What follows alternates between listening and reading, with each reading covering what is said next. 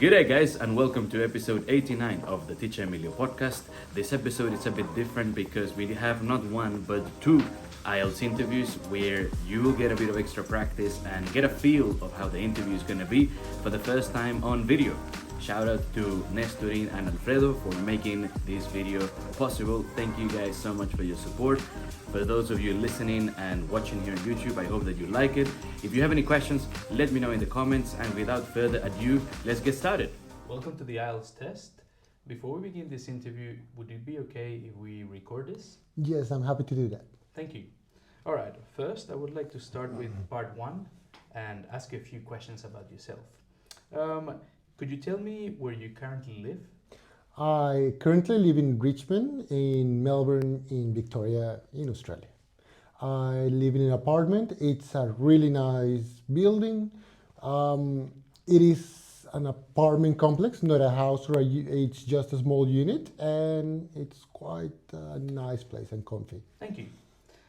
Describe your typical weekday. What do you normally do? My weekday, typical weekday would start with me, well, of course, waking up, having a coffee or something like to eat, doing some sport, then going to work. I spend most of my time at work. In the afternoon, I normally go for a leisure walk or something of that type. And then, if possible, I try to have dinner with my partner. Basically, that's it. What about weekends? What do you usually do on the weekend? The weekend isn't that different from the weekdays. Normally, I try to take more time for different activities like, say, some leisure, maybe going out on a nice bike ride if the weather allows. Whenever it's possible, I try to connect or have some time with my friends since we don't have that much time. Thank you. And tell me, have you recently attended any cultural events or any important events around your area? Well, cultural events, it depends on how you define them, but I would say that I have been in contact with most of the local sports like the AFL footy, as it's normally referred to. I've been with few friends trying to know the sport, trying to know the culture around it. So it's been a quiet activity, quite a nice activity. Fantastic, thank you. Okay. All right, I would like to now move on into part two of the test, where you'll have a question. Here you've got a cue card, and you'll have 1 minute. You can take some notes. Okay. And here you go. You've got some pen and paper, and now you can turn your cue card. Okay.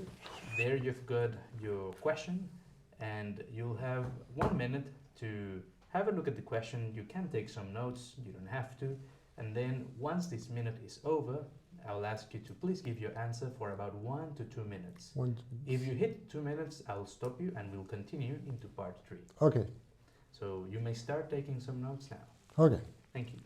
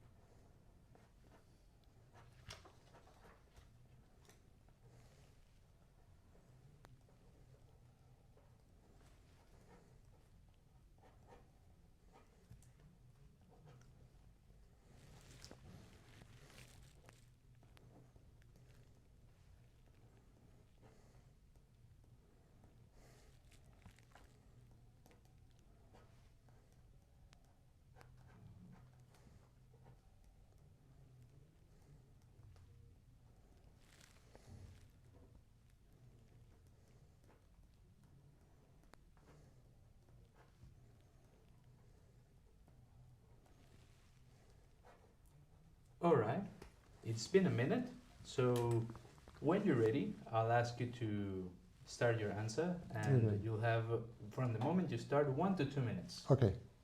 So when you're ready, please start. Okay. The book's named The End of Mental Illness. That's written by Daniel Amen. The book's it's in very simple words.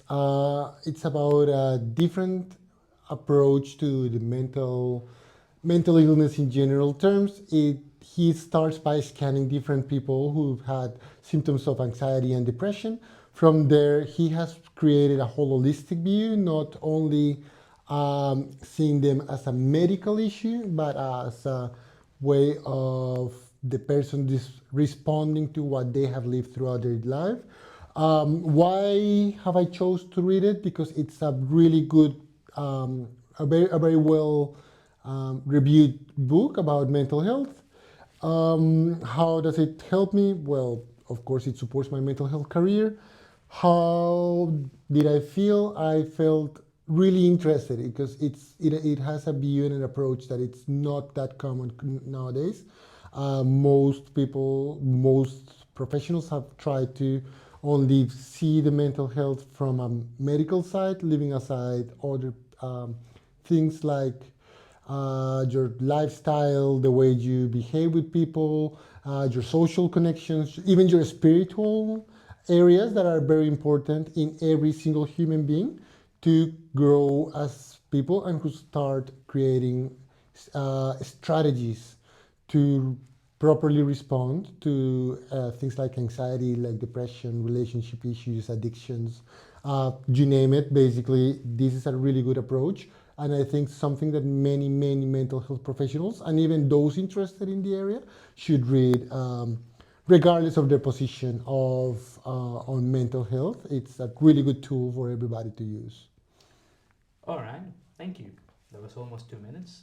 Perfect. Now, I would like to move on into the last part of the test, um, where I would like to ask you a few more questions about reading and about books. Yes. Tell me, what types of books are most popular in your country? Um, I would say, but mostly because of the literary curriculum that we normally see at school, it's basically books, novels by nationals, say authors like Gabriel Garcia, or who's been very important. Other than that, I would say either that or political satire is always been popular, or at least in the last couple of years, I've seen that it's quite a trend. And do you think reading habits have changed in the past few years? Yes, of course. Now people read much less and they have engaged much more in other tools like podcast, audibles, different ways of approaching books without actually reading them, if that makes sense. It's more of helps, but I don't know to what extent is that also some sort of laziness. It's true that ebooks have become more popular in the past few years. Some people claim that ebooks are the end of paper books. Do you agree with that view or do you disagree? At least not no, but at least not in the short term, because in the short term there's still a lot of people who enjoy having the actual book on their hands, and there are many. And I'm gonna say this from a therapeutical side. There are many benefits of actually having the physical book rather than just a gadget. So I don't see that in the short term that's gonna be the end. Maybe in the long term it will. And how do you think books influence our lives? That's a big question. I would start by saying it creates knowledge, it creates culture. It's a way of, say, 100 years from now, people will see how we used to see the world. People will ask how was civilization today, and the best and maybe only reliable way of seeing it is going to be through books. Yeah, but the answer is very big to do it in just one phrase or two. Thank you. This will be the end of the IELTS speaking test. Thank you so much. Okay. Welcome to the IELTS test. Before we commence the interview, is it okay if this is recorded? Yeah, perfect. Okay, thank you. Okay, first I would like to start the test by asking you a few questions about yourself. Tell me, can you tell me about your hometown? My hometown, well, is located in Colombia, in the northwest side of the country, and it's located over a plateau. It's very weird to know, but it's surrounded by other cities there, which it makes the metropolitan area. It calls Bucaramanga, and it's a warm city with top typical food as well, just located there. And then you can find people that is kind of grumpy, and that's quite it. Nice, thank you. And can you tell me what you like the most about it? Um, about food, maybe. So we have different kind of food around our country, right? So in our hometown is kind of different than the rest. So let's go about this dough that we make in the whole country is different in every region. So ours, it includes different ingredients and it's going to be prepared different than the other ones. Also, we use different kind of animals as meat, and also we have another things different than north or south regions of Colombia. Cool. And are you working or are you a student? Can I'm you tell working. can you tell me a bit about your current situation? So I'm working right now. So I'm swim teacher and a lifeguard as well. So I'm in the aquatics industry right now. I'm just developing a career in that area, whereas I'm doing teaching, also supervising, also doing some lifeguarding, but also pursuing a career in the administrative areas there, where I can just do management, just doing careers and study that I did before. So that's gonna be the goal, the main goal to get there. Okay. And talking about goals, where do you see yourself in the next 5 years? In the next 5 years, I'm seeing myself running not a pool, but a swimming school programs where I can decide what kind of strokes or techniques we are going to use and prepare, and also teach teachers, if I can say, teach teachers how to do this environment in a safety environment in within aquatics. Thank you. All right. Then before we move on, can you tell me do you prefer to spend time on your own or with friends and why? Well, that's weird because I really appreciate my time by myself, but I also have a very good support group where I can share my things and share my experiences, share my sadness or my happinesses or successes. But I can also be by myself. So I enjoy both. But if I have to choose one of those, I would be, well, by myself. Sometimes I don't have to be responsible for anything or anybody. And also, I can decide what I'm going to do with my time. Thank you. Okay, now we'll move on into the second part of the test, part two. So here you've got your cue card, and here you've got some pen and paper. Basically, for this next part of the test, you'll have a few questions on your cue card. You may turn it. So I just flip Yeah, up yeah, you right can now. flip it. Yeah, yeah. And here we've got your question. You'll have 1 minute to And I think can write about here. it. That's correct. You Okay. can take some notes. And after that minute is done, I'll let you know and I'll get you to answer for about 1 to 2 minutes. Cool. So you may start looking at the question and taking some notes.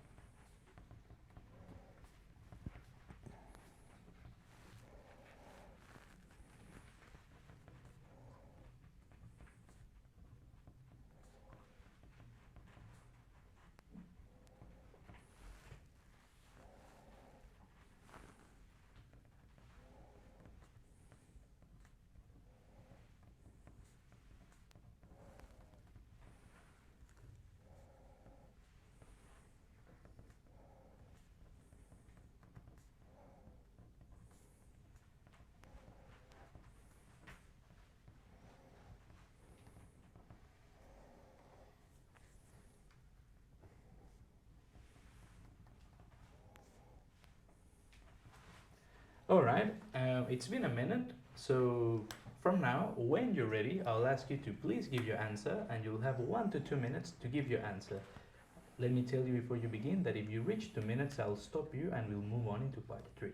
Thank you. So, what I'm going to talk about is my memorable event in my life. So, definitely one of my memorable events was when I won my Swim Teacher of the Year award, because I didn't expect that, especially because I was brand new in the industry. So, what I was expecting to have within 1 or 2 years was to develop my skills, to get to know how to teach, to do relationships with parents, friends, coworkers, students, and build that confidence, right? So I was very insecure how to teach, how to say the techniques, how to do that.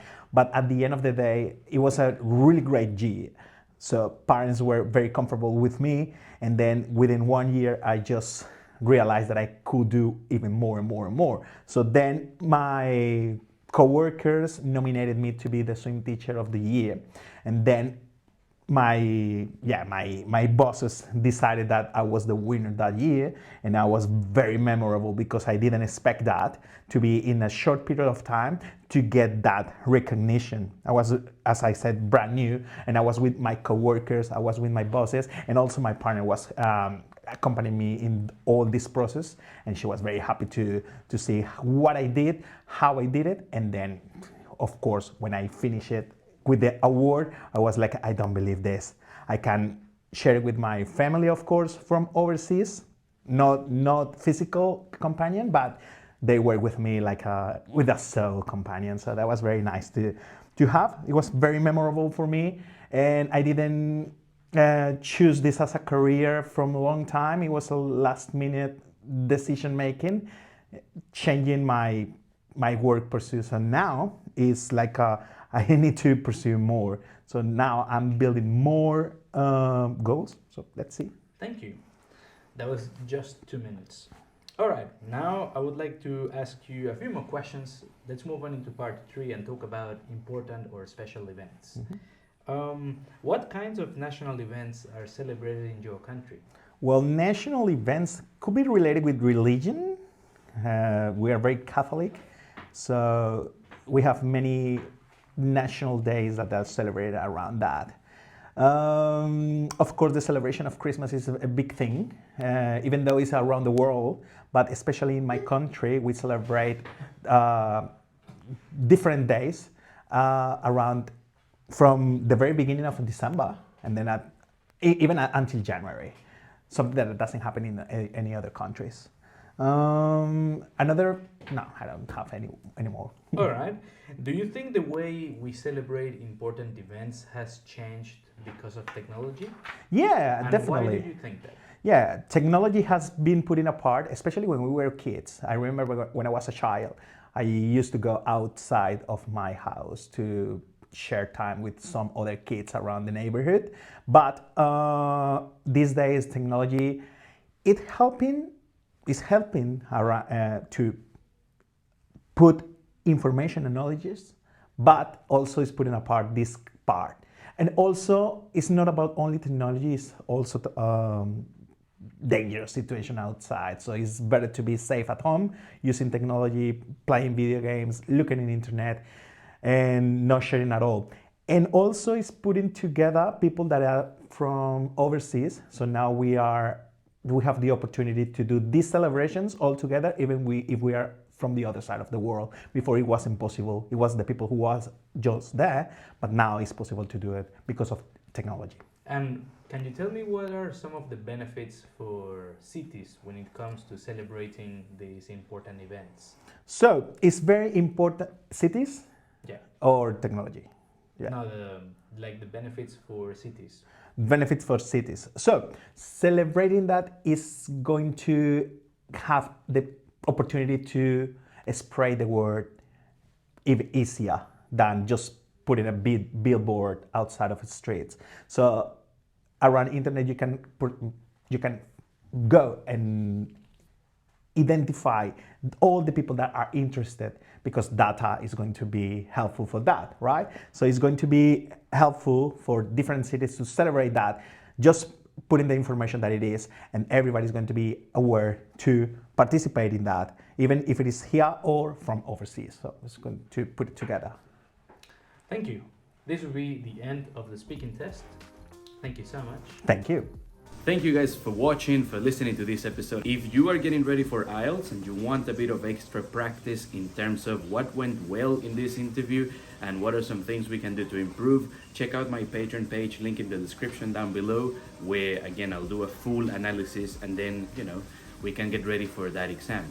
If you're listening to this, remember that next week my IELTS and PTE courses for May are starting, so do get in touch if you have any questions, if you want to get started as well. And thank you so much for watching, and I hope that you enjoyed this episode as much as I did. Take care and bye for now.